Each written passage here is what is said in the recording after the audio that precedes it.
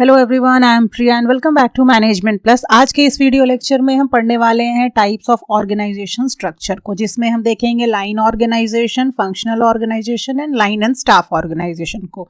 तो फिर चलो शुरू करते हैं। सबसे पहले देख लेते हैं line organisation. Line organisation structure जो है ना, वो सबसे ओल्डेस्ट और सिंपलेस्ट फॉर्म ऑफ ऑर्गेनाइजेशन होता है।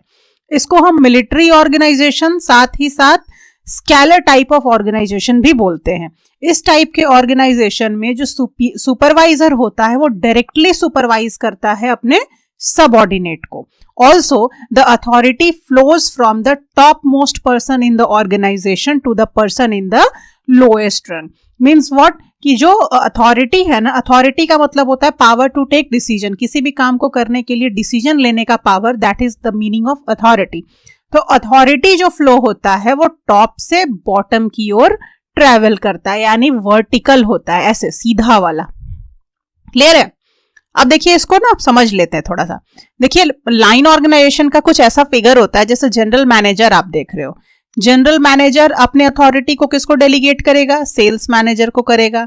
सेल्स मैनेजर इन सारे लोगों को संभालेगा, यानी डायरेक्टली सेल्स मैनेजर किसको सुपरवाइज करेगा? सॉरी, जनरल मैनेजर किसको सुपरवाइज करेगा? सेल्स मैनेजर को। और सेल्स मैनेजर किसको सुपरवाइज करेगा? Assistant sales manager. सारे डिविजन्स में जो असिस्टेंट सेल्स मैनेजर होंगे उनको सुपरवाइज करेगा। दैट मीन्स कि डायरेक्ट सुपरविजन होता है अपने सबऑर्डिनेट का। सेल्स मैनेजर डायरेक्टली से सारे असिस्टेंट मैनेजर को सुपरवाइज करेगा। जनरल मैनेजर डायरेक्टली सारे सेल्स मैनेजर को सुपरवाइज करेगा। और जो अथॉरिटी ट्रेवल होगी वो टॉप से बॉटम होगी। जनरल मैनेजर अपने काम को डेलीगेट करेगा और अथॉरिटी और रिस्पॉन्सिबिलिटी सेल्स मैनेजर को प्रोवाइड करेगा। सेल्स मैनेजर अपने काम को डेलीगेट करेगा और अथॉरिटी और रिस्पॉन्सिबिलिटी असिस्टेंट सेल्स मैनेजर को प्रोवाइड करेगा। बहुत ही सिंपल है। GM to sales manager to assistant sales manager, assistant sales manager to sales person. इसमें किसी तरह का कोई कॉम्प्लेक्सिटीज नहीं है। अब देखिए लाइन ऑर्गेनाइजेशन के एडवांटेज क्या क्या होते हैं। फर्स्ट है सिंपल टू वर्क। बहुत सिंपल होता है क्योंकि एक लाइन की तरह बिल्कुल वर्टिकल चलता है। इसमें कोई लेफ्ट, कोई राइट, कोई कॉम्प्लेक्सिटीज नहीं। बहुत ही सिंपल वर्क इसमें परफॉर्म किया जाता है। इकोनॉमिकल होता है, इफेक्टिव होता है। इसमें क्विक डिसीजन मेकिंग हो जाती है, साथ ही साथ इफिशिएंट कोऑर्डिनेशन भी होता है। देखो इकोनॉमिकल कैसे है आपका एक लाइन चल रहा है, इसमें किसी तरह का कोई कॉम्प्लेक्सिटीज नहीं है, तो ज्यादा खर्चा नहीं पड़ता। और क्योंकि कॉम्प्लेक्सिटीज नहीं है, सब कुछ स्मूथली चलता है, तो ये इफेक्टिव होता है। बिल्कुल इफेक्टिव है, इकोनॉमिकल है और ज्यादा कॉम्प्लेक्सिटीज नहीं है। दैट मीन्स कि यहाँ पे क्विक डिसीजन मेकिंग होता है, क्योंकि कम्युनिकेशन जो होता है ना वो काफी फास्ट होता है। यहाँ पे ज्यादा लोग हायरार्की में होते नहीं है, तो कम्युनिकेशन काफी इजी हो जाता है, काफी फास्ट हो जाता है। तो कम्युनिकेशन फास्ट रहेगा तो डिसीजन मेकिंग भी अच्छे से होगा।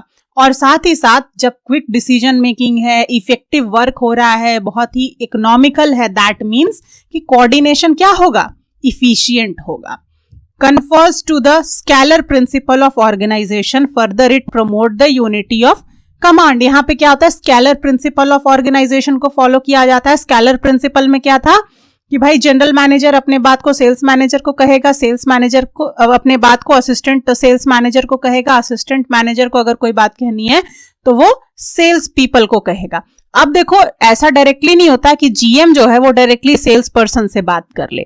जीएम को एक स्केलर चेन मेंटेन करना है। जीएम हमेशा एसएम को बोलेगा, एसएम एएसएम को बोलेगा और एएसएम सेल्स पर्सन को बोलेगा। तो जो स्केलर प्रिंसिपल होता है ऑर्गेनाइजेशन को, उसको ये फॉलो करता है। साथ ही साथ यूनिटी ऑफ कमांड को फॉलो करता है, यानी कि किसी भी सबऑर्डिनेट को एक ही बंदा कमांड दे सकता है, यानी जनरल मैनेजर ही है जो सेल्स मैनेजर को कमांड दे सकता, कोई और नहीं दे सकता। सेल्स मैनेजर ही होगा जो असिस्टेंट मैनेजर को कमांड दे सकता, कोई और नहीं दे सकता। सेल्स पर्सन को कमांड एक ही बंदा दे सकता है, that is assistant sales manager. Means क्या कि ये स्केलर चेन के साथ साथ यूनिटी ऑफ कमांड को प्रमोट करता है।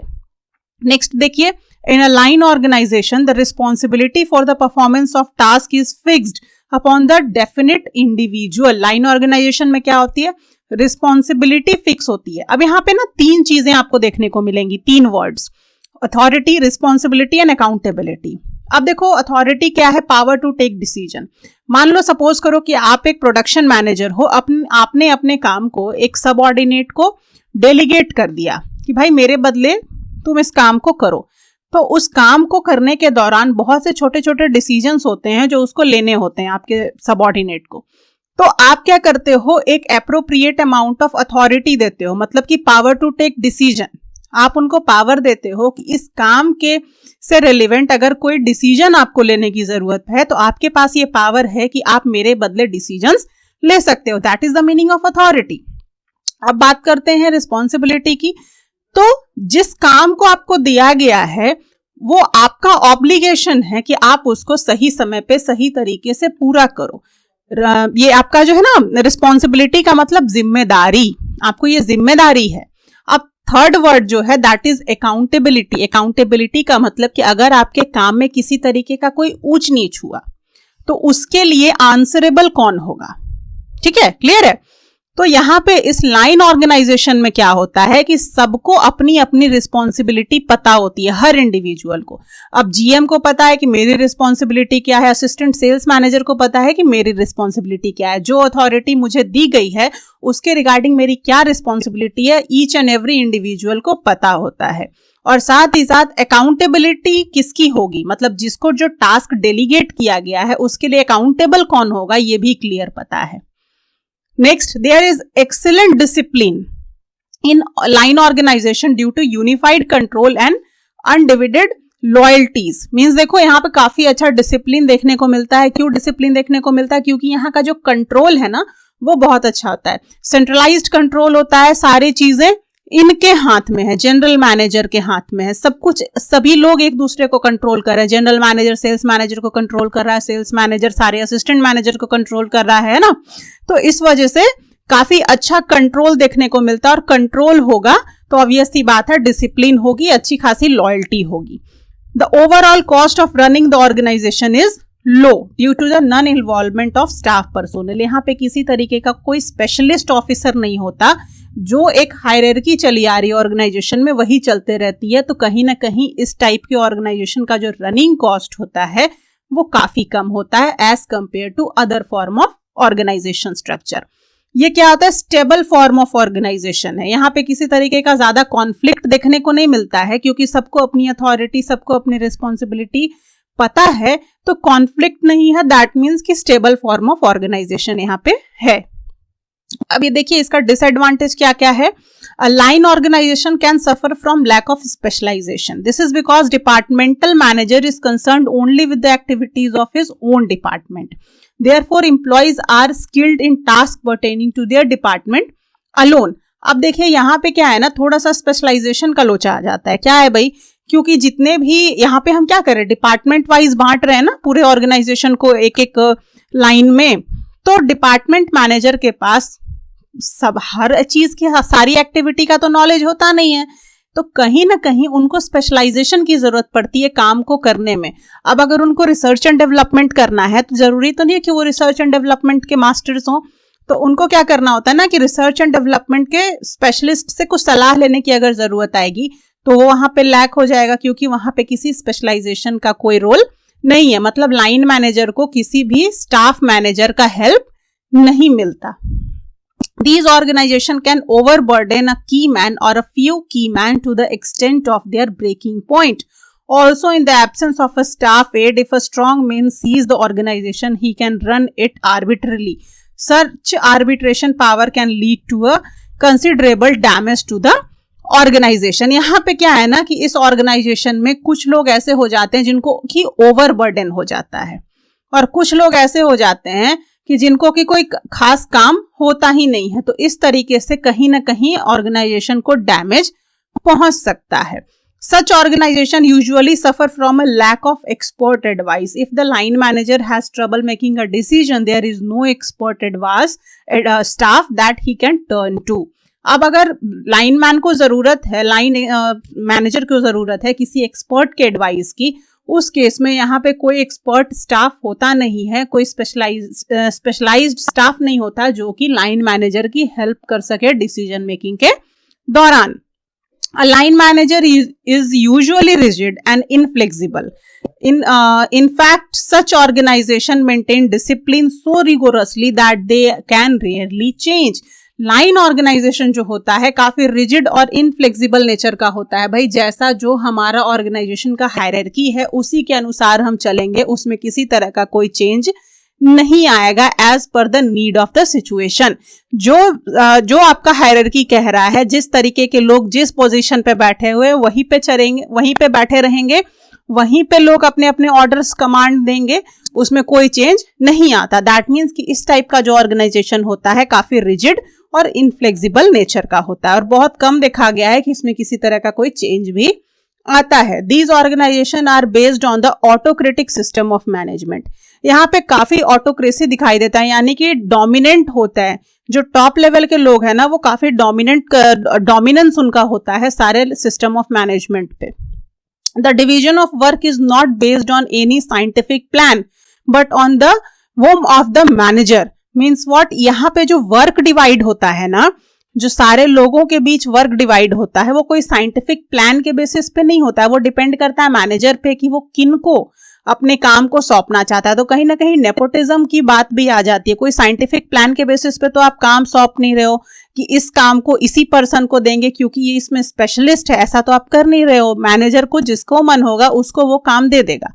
दैट मीन्स कि जो उसका फेवरेट होगा, फेवरेटिज्म आ जाएगा ना, तो ये भी एक ड्रॉबैक है। It might stop progress and prevent the unit of work effectively, जिस वजह से क्या आ जाएगा, वर्क इफेक्टिवली नहीं हो पाएगा, आपकी ऑर्गेनाइजेशन का प्रोग्रेस नहीं हो पाएगा क्योंकि आप कोई साइंटिफिक प्लान नहीं यूज कर रहे हो।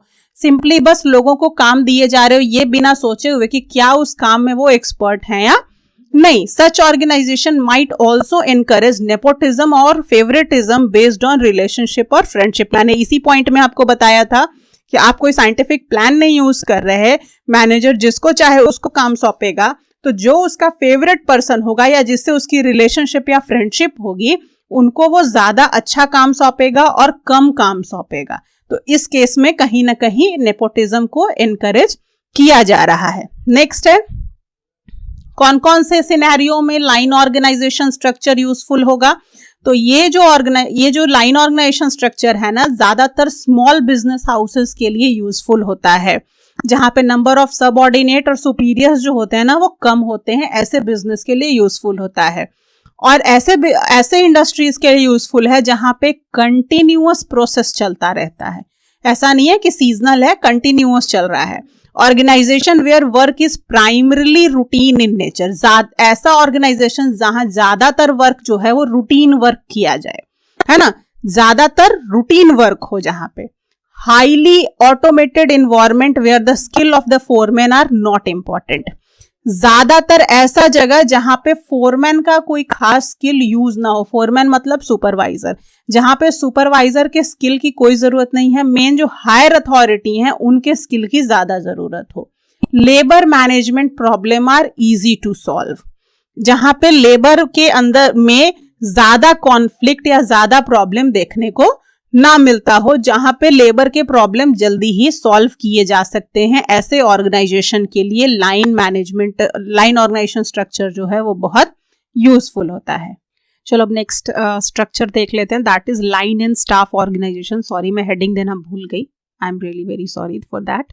देखो line and staff organization structure में क्या होता है, both the line managers and the staff have their own important role to play. यहाँ पे दो रोल होता है। देखो लाइन तो आप लोग पढ़ लिए कि लाइन ऑर्गेनाइजेशन किस तरीके से मूव करता है, तो वही सेम चीज है, बस इसमें एक स्टाफ इंक्लूडेड है। अब ये स्टाफ क्या है, ये जो स्टाफ क्या है, स्टाफ है स्पेशलिस्ट, जो कि हेल्प करता है लाइन मैनेजर को, वो एडवाइस के रूप में उनको एडवाइस देता है। इसका जो रोल है ना वो एडवाइजरी नेचर का रोल है और कुछ खास नहीं, कोई डिसीजन मेकिंग नहीं करता, सिर्फ लाइन मैनेजर को असिस्ट करता है, उनको एडवाइस देता है ताकि वो अपने काम को अच्छे से इफेक्टिव वे में कर सके। दोनों का अपना अपना रोल होता है ना। In this structure the authority flow from top to bottom, बिल्कुल सेम वर्टिकल होता है, इस तरीके से सीधा सीधा वर्टिकल वे में, जो हमारा लाइन में होता था ना ठीक उसी तरीके से। The line manager is one in the charge. He is the one with authority to make all the important decisions of the company and he is also responsible for the decisions and the performance of his employee. अब देखिए जो line manager है ना, वही in charge होता है उस particular department का और उसी के पास अथॉरिटी होती है कि वो सारे इंपॉर्टेंट डिसीजंस जो उस पर्टिकुलर डिपार्टमेंट या कंपनी से जुड़े हुए हैं उनको वो ले। और तो और वो जो अथॉरिटी उसके पास है उसी के पास उसकी रिस्पॉन्सिबिलिटी भी होती है, अगर किसी उसकी जिम्मेदारी है कि जो भी डिसीजंस उसने लिए हैं वो सही तरीके से वो ले। अब ये तो हो गया बात लाइन मैनेजर का, यानी कि लाइन मैनेजर जो है वो इंचार्ज है, वही सारे डिसीजंस लेता है और उसी के पास अथॉरिटी और रिस्पॉन्सिबिलिटी होती है सारे डिसीजंस के रिगार्डिंग। अब ये स्टाफ का क्या काम है? स्टाफ क्या होता है? एक्सपर्ट होता है, जिसके पास सारे नॉलेज होते हैं। कैसे नॉलेज होते हैं? वो एक्सपर्ट होता है अपने फील्ड में। अपने फील्ड में मतलब जैसे कि कोई हो गया एचआर का एक्सपर्ट हो गया, कोई अकाउंटेंसी का एक्सपर्ट हो गया, कोई सेल्स का एक्सपर्ट हो गया, है ना। तो बहुत सारे एक्सपर्ट, यानी उनको किसी एक पर्टिकुलर फील्ड में एक्सपर्टाइज है अपने काम का, बहुत नॉलेज है, बहुत स्किल के साथ उनके पास उसका नॉलेज है ना। और वो क्या करते हैं? वो असिस्ट करते हैं लाइन मैनेजर को और इनका जो रोल होता है वो एडवाइजरी रोल होता है फर्म में। ये सिर्फ एडवाइस दे सकते हैं। एडवाइस मानना न मानना डिपेंड किस पे करता है? वो डिपेंड करता है लाइन मैनेजर के ऊपर कि वो इस एडवाइस को मानते हैं कि नहीं मानते। इनकी किसी भी तरीके की कोई अथॉरिटी नहीं होती over the line manager. Line manager को चूज करना है कि वो इनके एडवाइस को मानेगा या इग्नोर करेगा। So the main objective of the staff is to come up with solution to the problem. इनका मेन ऑब्जेक्टिव क्या है? कि जो प्रॉब्लम हो रहा है लाइन मैनेजर को डिसीजन मेकिंग में या फिर ऑर्गेनाइजेशन को जो प्रॉब्लम हो रहा है उसके सॉल्यूशन को फाइंड आउट करें और एडवाइज द लाइन मैनेजर को उस सॉल्यूशन के बारे में। They help the line manager in attaining the company's objective and goal. यही इनका रोल है, प्राइम रोल है और कुछ नहीं। तो सिंपल सी बात है, देखिए यहाँ पे क्या है? मार्केटिंग मैनेजर है, line manager, sales manager, line manager, assistant manager. अब यहाँ पे क्या है ना, सभी लोग यहाँ पे सिंपल सा एक आपका वो लाइन स्ट्रक्चर चल रहा है। मैनेजर सारे हैं, इनको हेल्प करने के लिए, इनको एडवाइस देने के लिए स्टाफ लोग हैं। अब सपोज करो कि सेल्स मैनेजर है, एक सेल्स मैनेजर है, तो सेल्स मैनेजर को असिस्ट कौन कर सकता है? इनको कौन कर सकता है? या तो कोई एक ऐसा एक्सपर्ट होगा जो मार्केटिंग के रिसर्च से जुड़ा हुआ होगा, एक ऐसा होगा जो मार्केटिंग के प्लानिंग से जुड़ा हुआ होगा। तो ऐसे लोग किसको हेल्प कर सकते हैं? सेल्स मैनेजर को हेल्प कर सकते हैं जब वो डिसीजन लेने के क्रम में बैठा हो, उसको समझ में नहीं आ रहा कि कैसे कहाँ पे हम अपने प्रोडक्ट को बेचें या कैसे सेगमेंट करें मार्केट को, तो वो मार्केटिंग रिसर्च से कांटेक्ट करेगा। इस मैनेजर को बोलेगा भाई तुम बताओ क्या करना चाहिए। ये अपने डिसीजन, ये अपने व्यू रखेगा, अपने पॉइंट को रखेगा। अब मानना नहीं मानना सेल्स मैनेजर के हाथ में है, क्योंकि इसका नेचर क्या है, इसका रोल क्या है? सिर्फ एडवाइजरी रोल है। कोई डिसीजन मेकिंग नहीं कर सकता, सिर्फ एडवाइस दे सकता है लाइन मैनेजर को यानी सेल्स मैनेजर को। फिर वही चीज है, प्लानिंग कर रहा होगा सेल्स मैनेजर, तो वो जाएगा बोलेगा भाई तुम तो स्टाफ हो, तुम बताओ तुम क्या सोचते हो इसके बारे में, तुम तो एक्सपर्ट हो। ये प्लानिंग के रिगार्डिंग अपने व्यूज बताएगा सेल्स मैनेजर को। मानना नहीं मानना सेल्स मैनेजर के हाथ में। ठीक उसी तरीके से प्रोडक्शन का भी है। प्रोडक्शन में है तो प्रोडक्शन डेवलपमेंट के बारे में अगर सोचना है सेल्स मैनेजर कैसे प्रोडक्शन को हम डेवलप करें, तो वो इस मैनेजर से कांटेक्ट करेगा, इससे एडवाइस लेगा। मानना नहीं मानना मैनेजर के हाथ में है। फिर बहुत सी चीजें हैं, अगर प्रमोशन करना है तो प्रमोशनल मैनेजर से कांटेक्ट करेगा। तो पहले आएगा मार्केटिंग मैनेजर, आ गया। मार्केटिंग मैनेजर अपने काम को डेलीगेट कर देगा किसको? सेल्स मैनेजर को, क्योंकि मार्केटिंग के अंदर में सेल्स आता है। सेल्स मैनेजर को डेलीगेट करेगा। सेल्स मैनेजर किसको डेलीगेट करेगा? असिस्टेंट सेल्स मैनेजर को। और ये जो सेल्स मैनेजर जितने भी डिसीजन मेकिंग करेगा वो किसके हेल्प से करेगा? स्टाफ के हेल्प से करेगा। ये सारे स्टाफ इसको एडवाइस देंगे, इनके एडवाइस को मानेगा या नहीं मानेगा वो इस पे डिपेंड करता है। क्लियर है? यही होता है आपका लाइन एंड स्टाफ रिलेशनशिप। बहुत क्लियर है। लाइन तो आप लोगों ने पढ़ ही लिया। ये जो हमारा सिंपल था ना, मार्केटिंग मैनेजर से लेके असिस्टेंट सेल्स मैनेजर तक, ये तो हमने लाइन में ही पढ़ा था। बस इसमें एड ऑन क्या हो गया? ये स्टाफ का कॉन्सेप्ट, जो कि मैंने आपको अभी समझाया। अभी देखिए मेरिट्स क्या हैं इसके। सबसे मेन एडवांटेज क्या है? Is that the line executive receive expert advice. यहाँ पे क्या हो जाता है ना, सबसे बड़ा एडवांटेज कि यहाँ पे एक्सपर्ट का एडवाइस हो जाता है। अगर जरूरत पड़ी लाइन मैनेजर को किसी खास एक्सपर्ट में, भाई सेल्स मैनेजर है तो वो सेल्स के बारे में सोच रहा है, लेकिन अब नया क्या इनोवेशन लाना है वो कौन बताएगा? ऐसा मैनेजर जो सेल्स के रिसर्च एंड डेवलपमेंट से जुड़ा हुआ हो। तो जब उसको रिसर्च एंड डेवलपमेंट के रिगार्डिंग प्रॉब्लम होगा, एडवाइस लेने की जरूरत हैगी, तो वो ऐसे स्टाफ को कॉल करेगा, भाई देखो तुम तो मेरे एक्सपर्ट हो, बताओ मेरे को डिसीजन लेने में कुछ हेल्प करो, एक्सपर्ट की एडवाइस दो, है ना। तो इस फॉर्म ऑफ ऑर्गेनाइजेशन स्ट्रक्चर में कहीं ना कहीं लाइन एग्जीक्यूटिव को एक्सपर्ट एडवाइस मिल जाती है, जो कि प्लानिंग और रिसर्च में काफी हेल्प करता है लोगों को। ये सबसे बड़ा एडवांटेज है। दूसरा क्या है, there is the benefit of specialization in this system. The whole organization is planned in such a way that the work is divided according to specialization. यहाँ पे स्पेशलाइजेशन का बहुत बड़ा बेनिफिट है। पूरा का पूरा जो ऑर्गेनाइजेशन होता है ना, वो इस तरीके से प्लान किया जाता है कि सारे ऑर्गेनाइजेशन को आप स्पेशलाइजेशन के बेसिस पे डिवाइड कर सकते हैं। सारे लोग स्पेशलाइज्ड होते हैं ना। This concentration of authority also help with better and more efficient decision making. यहाँ पे क्या हो जाता है, डिसीजन मेकिंग तो हर जगह होता है, लेकिन काफी इजीली आप डिसीजंस ले सकते हो और इफिशिएंट डिसीजन ले सकते हो। यानी जो डिसीजन मेकिंग आप करोगे वो बहुत ही बेहतर होगा। क्यों होगा? आप सारे एरिया के एक्सपर्ट से सलाह मशवरा कर करके डिसीजन ले रहे हो। They have the tool to take a more balanced decision. एक बैलेंस डिसीजन निकल करके सामने आता है और बेटर कोऑर्डिनेशन ऑर्गेनाइजेशन में देखने को मिलता है। There is a lot of scope for growth of employee in a line and staff organization. It give each individual the freedom to grow in flourish in their own speciality. जिस speciality के आप हैं, उस speciality में आपको grow करने का बहुत ज्यादा मौका मिलता है। यानी ओवरऑल ऑर्गेनाइजेशन में एम्प्लॉय का ग्रोथ काफी देखने को मिलता है, चाहे वो लाइन मैनेजर हो चाहे वो स्टाफ हो, दोनों का अच्छा खासा ग्रोथ हो जाता है यहाँ पे। नेक्स्ट है, आप डीमेरिट्स पढ़ लो। डीमेरिट्स क्या है? There is dual authority in a line and staff organization. तो कहीं ना कहीं लाइन एंड स्टाफ ऑर्गेनाइजेशन में कंफ्यूजन क्रिएट हो सकता है ना। When it come to following instruction and reporting, भाई कौन किसके इंस्ट्रक्शंस को सुनेगा, कौन किसको रिपोर्ट करेगा, यहाँ पे थोड़ा सा कंफ्यूजन हो जाता है, क्योंकि दोनों तो सेम अथॉरिटी के लोग हैं, सेम हायरार्की के हैं, दोनों ही मैनेजर्स हैं, तो थोड़ा सा कंफ्यूजन हो जाता है।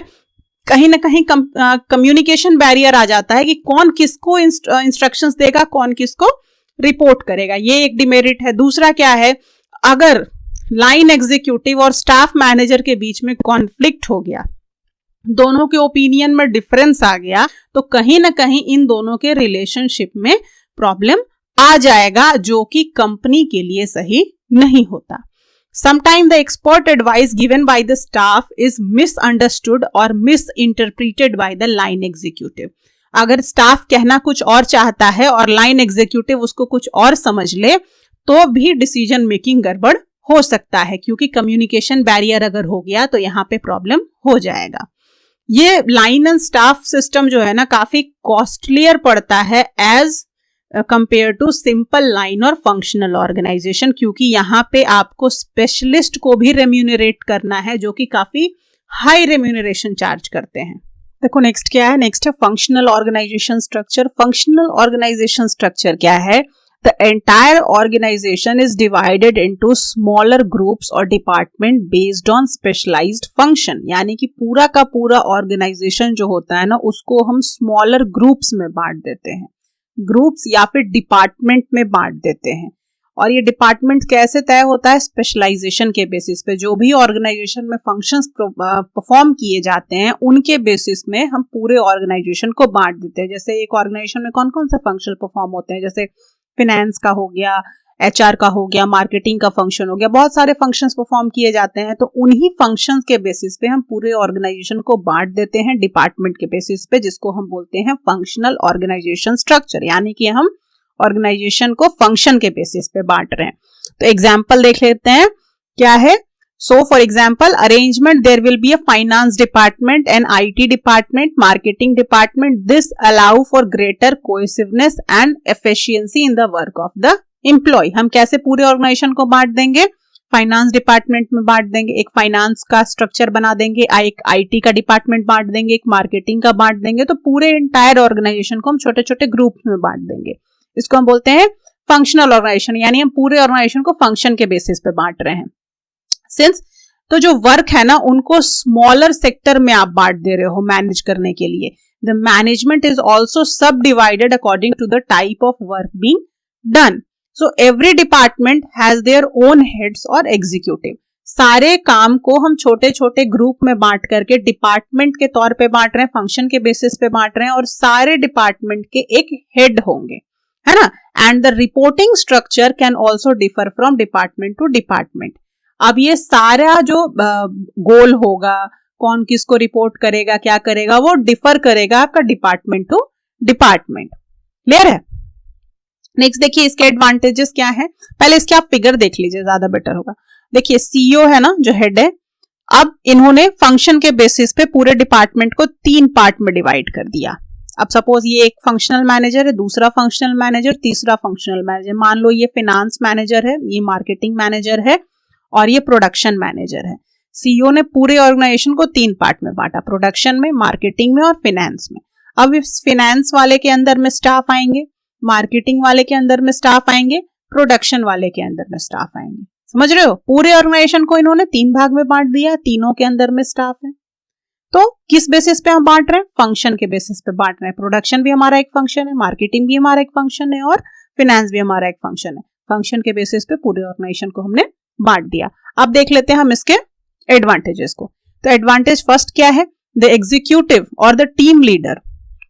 अब देखो यहाँ पे देखो, ये जो हेड होगा ना, ये कौन होगा आपका हेड। इस फंक्शन जो मैनेजर है ना, ये इस पूरे डिपार्टमेंट का हेड होगा, यानी इस पूरे फंक्शंस का हेड कहलाएगा। इसको आप सुपरवाइजर भी बोल सकते हो, हेड भी बोल सकते हो। जो इसका एग्जीक्यूटिव है या फिर जो टीम लीडर है, has the knowledge and experience of that particular field. जैसे आप किसी को अगर हेड बना रहे हो तो उसके पास उस पर्टिकुलर एरिया, उस पर्टिकुलर फील्ड का एक्सपर्टाइज नॉलेज होना चाहिए, एक्सपीरियंस होना चाहिए। जैसे एग्जांपल ले लो कि अगर कोई पर्सन हेड है आईटी डिपार्टमेंट का, तो उसके पास एजुकेशन भी होना चाहिए आईटी से रिलेटेड, स्किल भी होना चाहिए आईटी से रिलेटेड, और साथ ही साथ एक टीम को रन करने का उसके पास एक्सपीरियंस भी होना चाहिए। और कैसा, आईटी टीम को ही रन करने का एक्सपीरियंस होना चाहिए। अगर कोई आईटी का हेड है तो वो आईटी का नॉलेज रखा हुआ होना चाहिए, उसके पास एक्सपीरियंस होना चाहिए, उसने पढ़ाई की रखी होनी चाहिए आईटी से related. Because the employees has expert in their particular field, the work is more efficient and precise. यहाँ पे मिस्टेक होने के चांसेस कम होते हैं। क्यों कम होते हैं, क्योंकि सारे लोग डिपार्टमेंट में बटे हुए हैं और जो जिस डिपार्टमेंट में एक्सपर्ट है उसको उसी डिपार्टमेंट में डाला जाता है, और उसी डिपार्टमेंट का जो सबसे एक्सपीरियंस बंदा होता है वो उसका हेड होता है। तो जो काम होता है वो बहुत इफिशिएंट वे में होता है और प्रिसाइज वे में होता है, गलती होने के चांसेस कम होते हैं क्योंकि डिपार्टमेंट में सारे लोग सेम फील्ड के होते हैं। All the team members come from similar background. It allow them to share ideas and come up with the solution. यानी कि शेयरिंग ऑफ नॉलेज होता है। शेयरिंग ऑफ नॉलेज मतलब सारे डिपार्टमेंट में जितने भी लोग हैं वो कहाँ से आए हैं, सिमिलर बैकग्राउंड से आए हैं, एक ही बैकग्राउंड से। आईटी में है तो सारे लोग आईटी से ही हैं, फाइनेंस में तो सारे लोग फाइनेंस में ही हैं। तो कहीं ना कहीं जो भी प्रॉब्लम होता है उसका आइडिया और उसका सॉल्यूशन वो खुद में ही आपस में ही ढूंढ लेते हैं क्योंकि सभी लोग एक्सपर्ट ही हैं। The employee also having a clear idea of the hierarchy of the firm, they need not report or answer to several manager. यहाँ पे क्या है, यूनिटी ऑफ कमांड है। एक डिपार्टमेंट है तो जो डिपार्टमेंटल हेड है ना, आपको पता है कि कौन मेरे डिपार्टमेंट का हेड है, उसके नीचे कौन है, उसके नीचे कौन है, मेरा पोजीशन क्या है, यानी पूरा आपको अच्छे से हायरार्की के बारे में पता है। आपको ये पता है कि आपको किसको रिपोर्ट करना है, किसको आंसर देना है। किसी तरह का कोई कंफ्यूजन नहीं होता regarding hierarchy of the firm. The employee feel secure in their work, they see that their work and effort is not going unnoticed. This sense of security help them perform better. अब यहाँ पे क्या होता है, लोगों को लगता है कि हमारे काम को अकाउंटेबल किया जा रहा, हमें नोटिस किया जा रहा, और अगर हम अच्छा परफॉर्म करेंगे तो उसको भी नोटिस किया जाएगा। तो कहीं ना कहीं एम्प्लॉय सिक्योर फील करते हैं कि अगर हमें नोटिस किया जाएगा तो ऑब्वियस सी बात है हमें रिवॉर्ड दिया जाएगा, हमारा जॉब फिक्स रहेगा। तो कहीं ना कहीं जॉब के सिक्योरिटी की फीलिंग उनके पास होती है इस तरह के ऑर्गेनाइजेशन स्ट्रक्चर में। अब देखिए यहाँ पे डीमेरिट्स देखेंगे, तो डीमेरिट्स क्या है? The work can be quiet one dimensional. भाई एक ही तरीके के काम को लोग कर रहे हैं, अगर वो शुरू से फिनेंस में है तो फिनेंस में ही रह रहे हैं, एचआर में है तो एचआर में ही रह रहे हैं, एक डायमेंशन में चल रहा है। While after a while the employee may start being monotony और बोर्डम, काफी बोर हो जाते हैं, कोई नया चैलेंज देखने को नहीं मिलता, नया एरिया नहीं देखने को मिलता, एक ही काम को वो बार बार किए जा रहे हैं। In this structure the manager must take care of the appraisal system. If the correct approach is not taken, then conflict may arise between the employee and regarding promotion or appraisal। यहाँ पे इस type के structure में ना appraisal system बहुत अच्छा होना चाहिए, नहीं तो क्या होगा, कहीं ना कहीं सारे एम्प्लॉय के बीच में कॉन्फ्लिक्ट हो जाएगा, क्योंकि सारे लोग एक ही बैकग्राउंड से आते हैं। तो अगर कोई बेस्ट कर रहा है, अपना बेटर दे रहा है, तो आपको उसको अप्रेज करना होगा। अगर नहीं करेंगे तो ज्यादा काम करने वाले भी मोटिवेट नहीं होंगे, कम काम करने वाले भी आराम से चलते रहेंगे, तो कहीं ना कहीं कॉन्फ्लिक्ट आएगा। Also this form of organization require a high degree of specialization which is difficult to establish. इस तरीके का ऑर्गेनाइजेशन जो होता है वो काफी high degree of specialization demand करता है, जो कि बहुत मुश्किल होता है इसको अरेंज कर पाना। If there is a necessary chance of personnel, it can be destruct the whole system and its balance. Means what, एक तरीके का ये रिजिड स्ट्रक्चर है, कहीं भी कोई भी स्कोप नहीं हो देता है कि आप सिचुएशन के अनुसार एडेप्ट कर सके। क्यों? अगर कोई भी एक पर्सोनेल जो उस टीम से है वो कहीं भी चेंज हो गया तो पूरे के पूरे सिस्टम में स्लो डाउन आ जाएगा या डिस्टरप्ट कर जाएगा सिस्टम आपका। क्यों? एक पूरा सिस्टम ऐसे सीक्वेंस में लाइन में चला आ रहा है, उसमें से एक भी कड़ी अगर नई आ गई या टूट गई तो आपका पूरा का पूरा जो चेन है ना वो खराब हो सकता है कहीं ना कहीं। In functional organization structure the employees never gain any knowledge और skill outside their own department, है ना।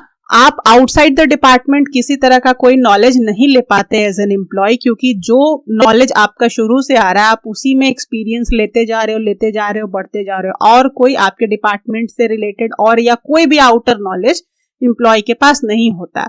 ये फिर डिफिकल्टीज आ जाती है इस कारण से इंटर डिपार्टमेंटल कम्युनिकेशन में, क्योंकि आप तो सिर्फ अपने ही डिपार्टमेंट का भजन गाए जा रहे हो, आपको पता ही नहीं है कि एचआर में क्या चल रहा, मार्केटिंग में क्या चल रहा। आप फिनेंस के हो तो आप फिनेंस की ही सिर्फ बातें किए जा रहे हो, तो आपका कहीं ना कहीं बैरियर इन कम्युनिकेशन इससे की वजह से आ जाता है। So that's all about today's video. अगर वीडियो पसंद आया हो तो लाइक और शेयर जरूर कीजिएगा। मैंने पहले ही एक और वीडियो बनाई थी लेकिन वो किसी कारणवश डिलीट हो गई, मुझे दोबारा से बनाना पड़ा, बहुत एफर्ट लगा है, लाइक जरूर कीजिएगा। चलिए मिलते हैं नेक्स्ट वीडियो में, तब तक के लिए स्टे ट्यून्ड।